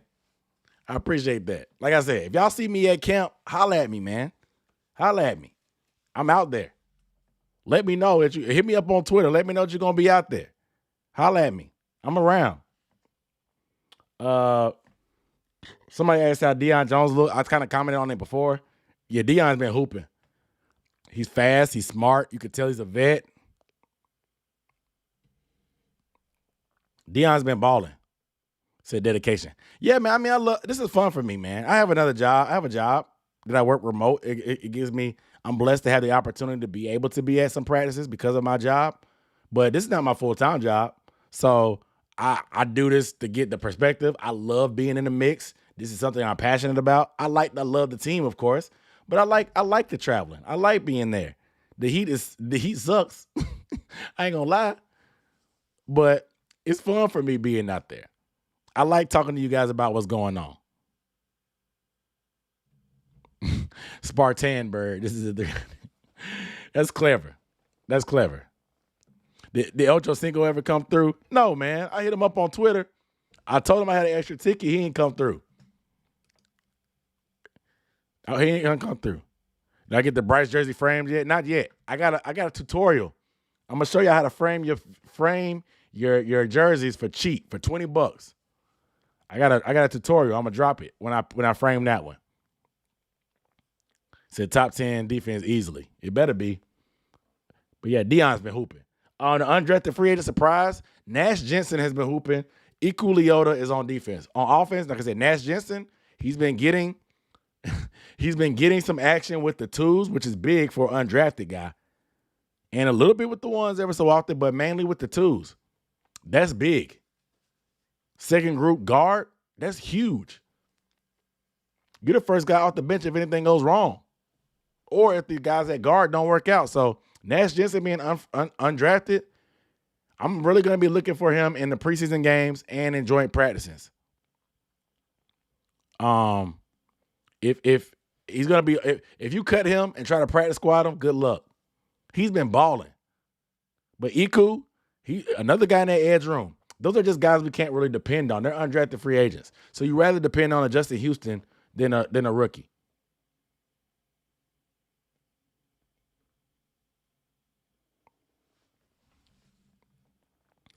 Shout out to Randall for the super chat, man. I appreciate that. Said keep the truth because we love the content. Keep the truth coming. Everything isn't rainbows all the time, but we're going in the right direction. Exactly. That's what I'm trying to tell y'all. Just because I'm giving y'all this honest, unnecessary, or necessary bluntness, whatever you want to call it, about what I've seen, that doesn't mean it's going to be over. That don't mean like you can mail it in. No, our division is trash. Our division is trash. I'm going to tell you that right now. Our defense is going to be able to win us some division games by themselves. Bryce Young will figure it out. Do I have confidence the offensive line figures it out? Probably, because Corbett's going to get healthy eventually. And the interior is the part I'm concerned about, but Corbett's going to be back. It's a long season. I think Corbett maybe missed 6-7 games. Well, that's a lot, but he'll be back. Like I said, our division is way too weak for me to really write us off just because of some practices I've seen. The opportunity, everything is still ahead of us, guys. There's no reason to tuck your tail and leave. But I'm not going to come on here and not tell you what I'm seeing. Like I said, I'm not going to come on here and not tell y'all what I'm seeing. But at the same time, we can't just, off of 2 weeks of practice, we can't mail in the whole season after all these good moves like getting quarterback, adding all these coaches. I'm not going to write the season off.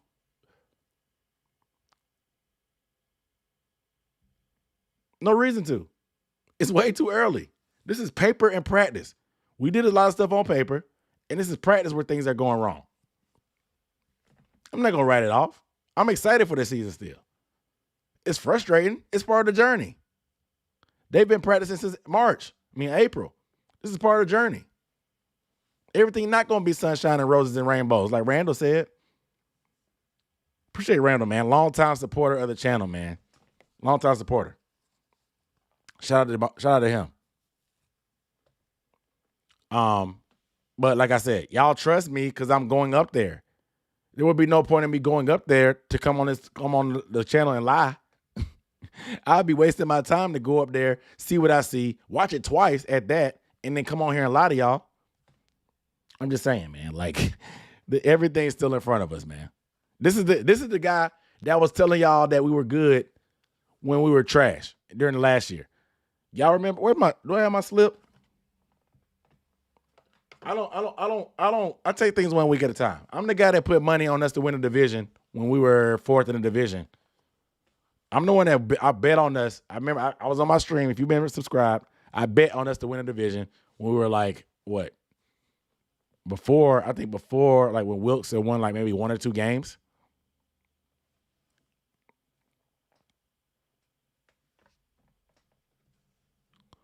So you rate my confidence in Bryce from a scale of 1 to 10 so far.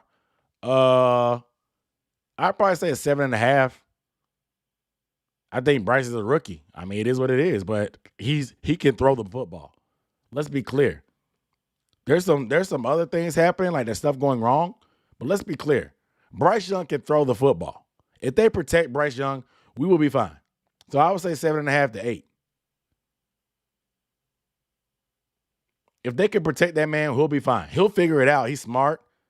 I think game action and people actually putting licks on him is going to force him to like, okay, I can't do what I did just now. I got to speed it up. I got to speed things up. I got to get rid of the football. I got to know where my outlets are. I can't wait too long for this guy to try to get open. You know what I'm saying?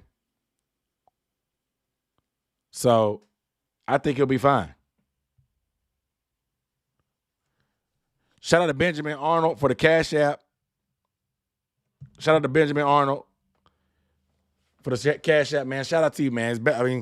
I prefer Cash App over Super Chat. Super Chat, YouTube gonna take their big cut, and I gotta wait a whole month before I get a direct deposit from YouTube. Cash App, it goes directly to the business bank account and directly into my gas tank because I'll be leaving probably 6 o'clock on Tuesday morning. I'll be getting on the road, making that 2.5 hour drive back to camp. So I appreciate the gas money. Man, gas is crazy. I drive a Kia. And it take me $45 to fill up now, dog.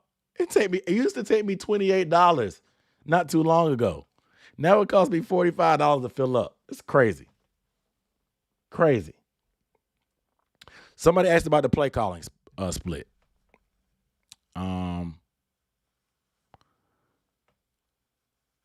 The Cash App it's in the bottom. It's at Dunk on Demand. It's on the ticker at the bottom.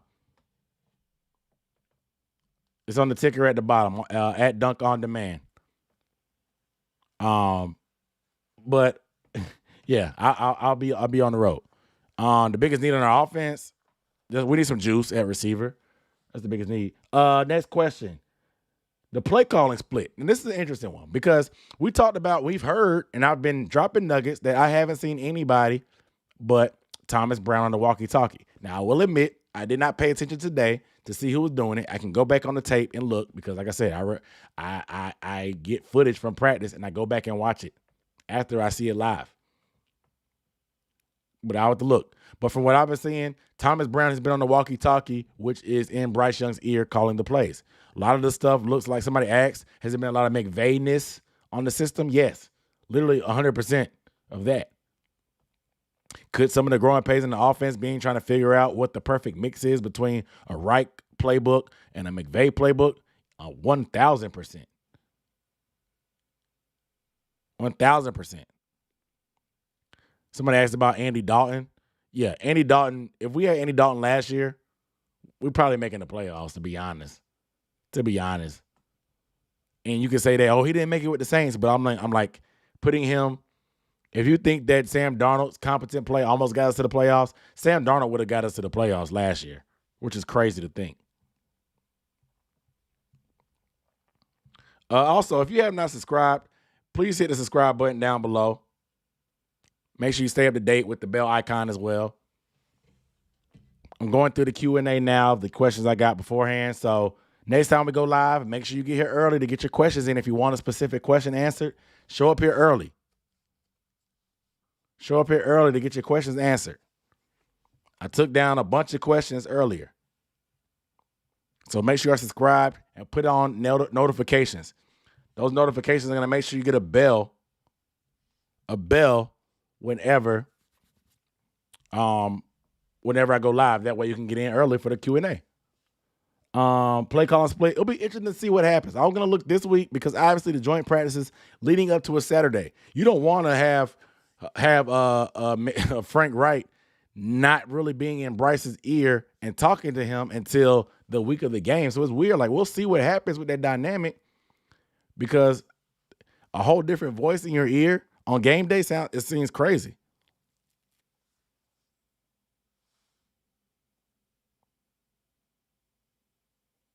Seems crazy.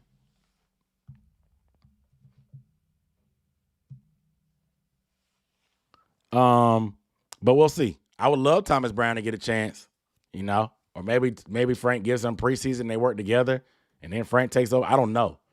Nobody's really asked about that in a while, but Thomas Brown has been on there. Thomas Brown has been on there. So we'll see. He's been on the headset.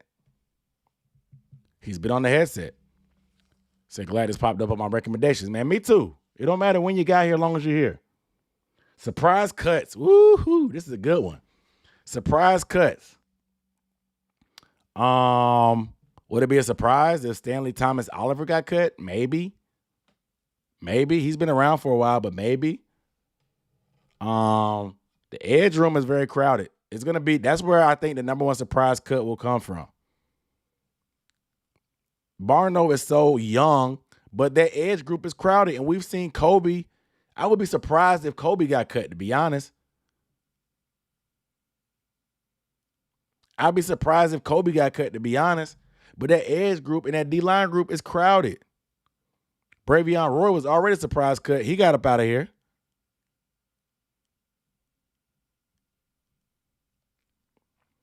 Who would be surprise cut? Do I think they cut Barno? I don't think so. Just because he's so young, you hate to give up on players early, but he wasn't drafted. He wasn't drafted by this coaching staff. And he's been kind of outshined by Kobe Jones, who was a practice squad guy last year. Barno brings that special teams value, so he probably will be safe. But I wouldn't be shocked.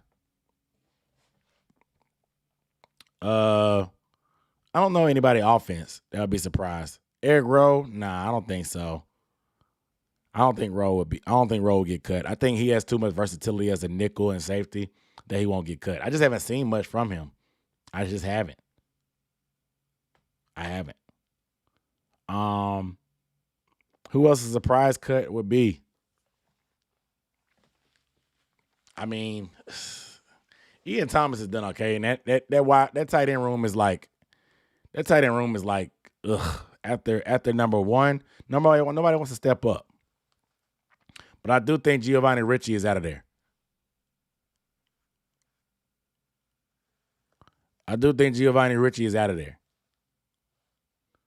Shi Smith, will he be a surprise? Maybe. Some of y'all been praying on his downfall, but does Matt Corral get cut? I don't know. I don't think so. I think since you can keep 3 quarterbacks, but he'll be around. But I don't think he'll be a surprise cut.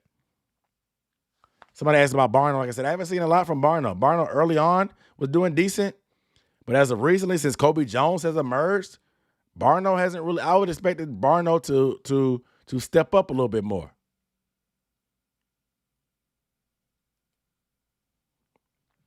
I would expect Barno to step it up a little bit more with Marquise Haynes being out, but Kobe Jones has really taken advantage.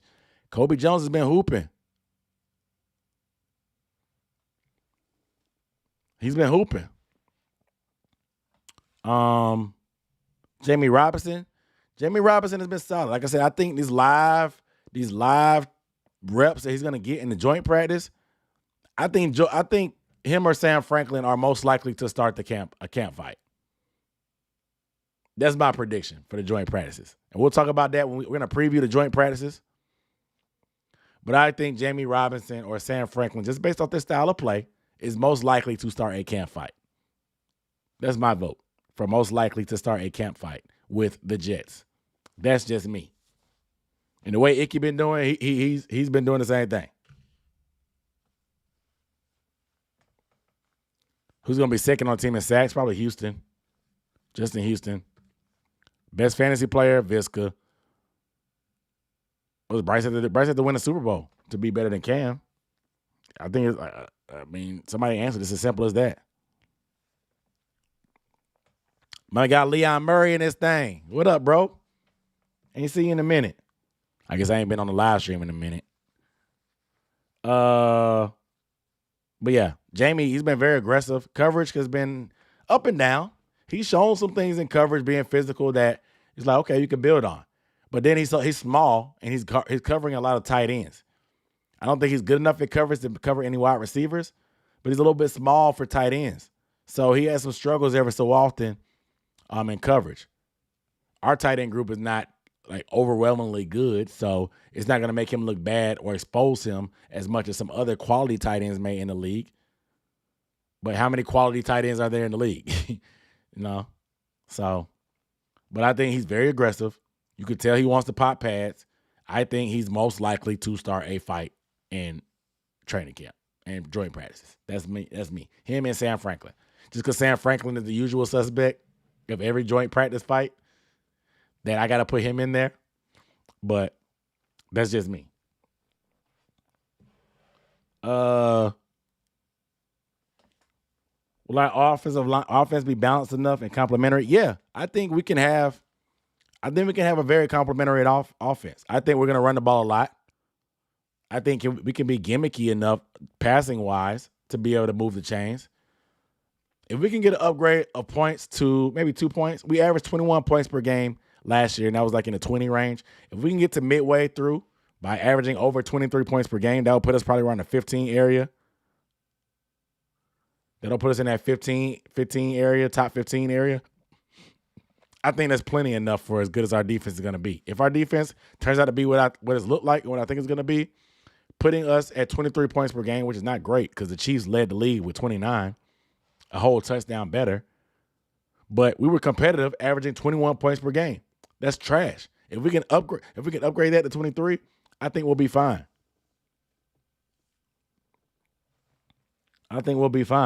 So I think we can put a complimentary offense together just based off a running game alone, which is what our offensive line does great. I feel good about it. Like I said, as bad as our offensive line was with some stuff, there was some penetration at times. The running game has looked pretty solid. They've popped some runs every so often. Run game seem to be definitely improved and better. That's the one thing that I can't really knock.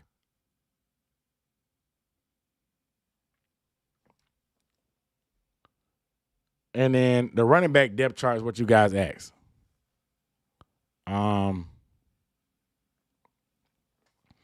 So I ain't gonna lie. On this channel, y'all may know me. I'm a Chuba Hubbard truther. I like Chuba. He's been running back too. I think he'll still be running back too. But that gap between him and Blackshear, it's closing. It's closing. Because Chuba's been dropping some passes, but he's been running the ball very well. But Blackshear definitely has some juice and some explosiveness. We'll see. But I definitely think that gap has been closing. I see it being 55, maybe 60%, 55%, 65%. Miles, carries wise, maybe 25%. Chuba, 20% Chuba, something like that. And another 10, 15 for Blackshear. And what's that left? 5% for LaVisca. LaVisca has been getting carries and in the backfield. So I expect it to be a lot by committee. I think people criticize Chuba for his hands, but catching the ball is only part of the job. He's a running back. He averaged 5 yards per carry running the football. So Chuba has some juice running the ball. He's been staying at the practice, working on his hands. He's still been dropping some every so often, but we'll see. So they had Benny Snell. Yeah, Benny Snell's a power back. We still have not done goal line in practice. How much no huddle? Not a ton. We done some when we ran hurry up and did 2-minute drill, but not a ton. Most of the no huddle stuff has been kind of half speed, just going through the motions to get used to it. Today we worked on being backed up on the goal line. Like, what do you do on the 1 yard line? They ran a little fake quarterback sneak to get some breathing room, and then they ran a couple other plays to work. Like they work on scenarios. They don't just line up and run plays like live. They work on, okay, here's what we do from the 5 yard line going in. Here's what we do from the 20 yard line going in. Here's what we do when we're backed up on the 1 yard line when the punt team downs it on the 1 and we're backed up. They work on different scenarios just to simulate the game so you're prepared for everything. Preseason playing time. Frank Wright came out and said that the starters will play. Bryce Young will play. We don't know how much. How much do you guys think Bryce Young should play in preseason? Because Frank Wright came out and said that they're going to play. Starters are going to play. In my opinion, this first game, I would give Bryce Young maybe one drive. As long as it's not 3 and out, I would give him one drive. If it's 3 and out, give him out there. Let them move the chains and build a little bit of confidence and rhythm at least once. But I wouldn't force it. There's a reason you have a joint practice, and these joint practices are very valuable. You have these joint practices. So you can simulate what you need to in a controlled environment. You don't have to worry about your players getting hit or your quarterback getting hit. You don't have to worry about anything crazy happening. You can simulate the special teams. You can simulate the live periods. You can simulate the goal line stuff. You can simulate the red zone stuff without your quarterback getting hit. You can make it as live as you want to. The refs will be there. So that first game, go heavy on the joint stuff. Give them a drive. Give them a drive in the game to move the chains a little bit, get a little bit of rhythm and keep it pushing. A 3 and out is not good enough. I think you got to at least, like I said, build a little bit of confidence. That's me. Sideshow said 5 to 6 snaps. Lucas said first half. Randall said 1 to 2 possessions. Corpse Grinder said not much. QJ said 2 or 3 series. Pablo said, are they live tackling in joint practice? Yeah, they'll have some periods of live tackling. They'll have some periods of it. It won't be a bunch, but it'll be some. Anthony Everett have a workout? I'm not exactly sure.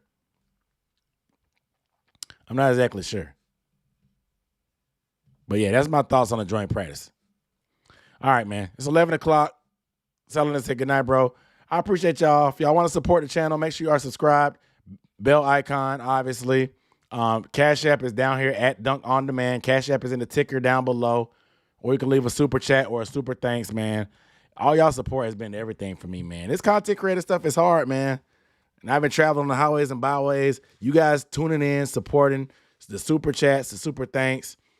It really means a lot for me, man. Y'all, I've been putting in work for a minute on the channel. I'm an independent content creator. I'm not on the beat, so I can do some things that everybody else can't. So I've been trying to provide the value where I can.